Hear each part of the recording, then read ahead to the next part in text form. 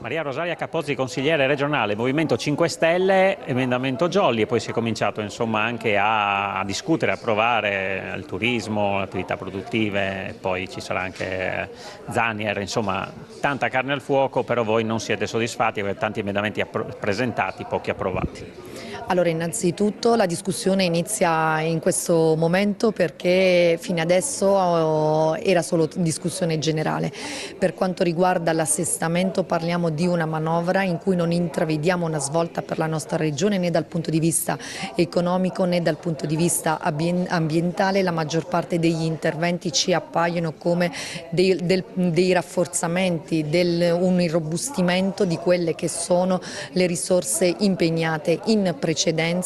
Dalla nostra comunque ci siamo posti in maniera collaborativa, tant'è che abbiamo presentato 47 emendamenti, i primi appena illustrati proprio adesso in apertura della seduta all'assessore Bini e puntiamo soprattutto su una transizione energetica che non sia impattante con il nostro territorio, tant'è che abbiamo chiesto che venga fatta una sperimentazione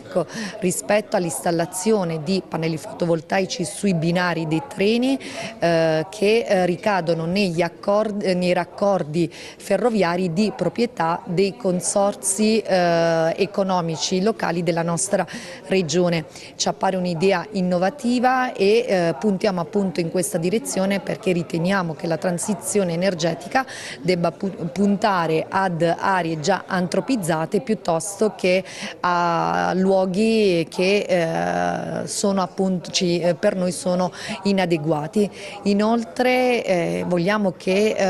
con un assestamento così ricco si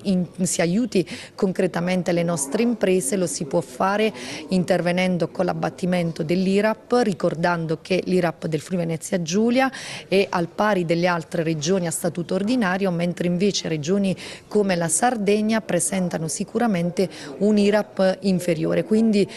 ci auspichiamo che si giunga a questo risultato. E ultimo passaggio che in estrema sintesi voglio fare è rispetto al fatto che vogliamo mettere un limite rispetto a quella che noi riteniamo una vera e propria ingiustizia sociale, ovvero un tetto alla rivalutazione degli assegni vitalizi, perché voglio ricordare a chi segue che l'assegno vitalizio più alto a seguito della rivalutazione che è intervenuta nel 2024 e 2025 supera l'indennità di noi consiglieri in carica per una cifra di 7.644 euro. Quindi riteniamo che ci debba essere la volontà politica di intervenire rispetto a questo, soprattutto a fronte del fatto che tanti sono i cittadini che fanno fatica ad arrivare alla fine del mese e quindi riteniamo che questa appunto rappresenti un'ingiustizia sociale.